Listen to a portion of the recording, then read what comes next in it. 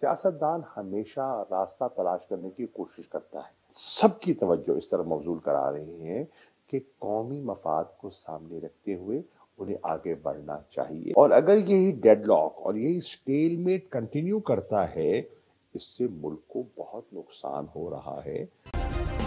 Subscribe करें और bell दबाएं ताकि कोई खबर रह न जाए।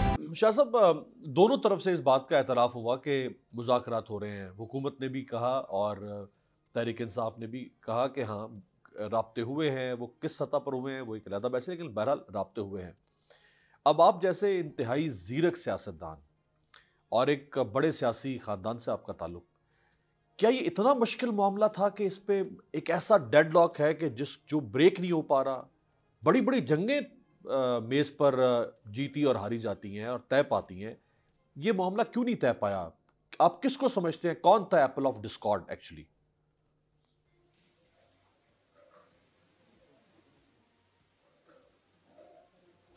देखिए, अर्ज ये है कि अगर आप सियासी अंदाज में सोचे ना तो रास्ता निकल आता है। सियासतदान हमेशा रास्ता तलाश करने की कोशिश करता है, लेकिन हमारा मुकाबला क्या इस वक्त एक सियासी सोच से है, या हमारा मुकाबला इस वक्त इस ग्रोह से है जो अपने दिफा के लिए, अपने मफादात के लिए सब कुछ को दांव पर लगाने के लिए तैयार है।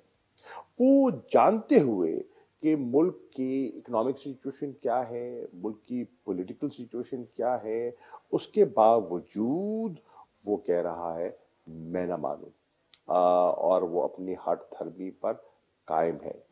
गुफ्तगू शनीद पे कभी हमने इनकार नहीं किया, लेकिन क्या हमने किससे करनी है?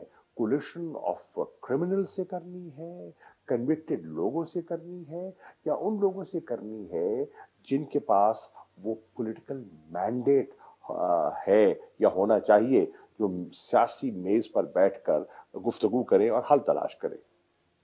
सही। शाह साहब, एक इदारा है पाकिस्तान में, बहरहाल इस्टेब्लिशमेंट, जिसके दो तरह के किरदार रहे हैं माजी में।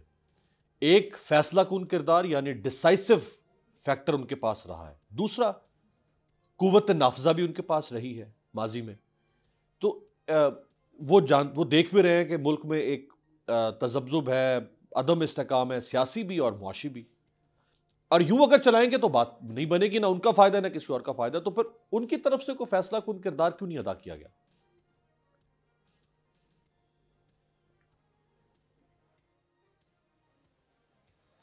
हमारा यही तो हम तवज्जो इस तरफ तो मबजूल कराने की कोशिश कर रहे हैं।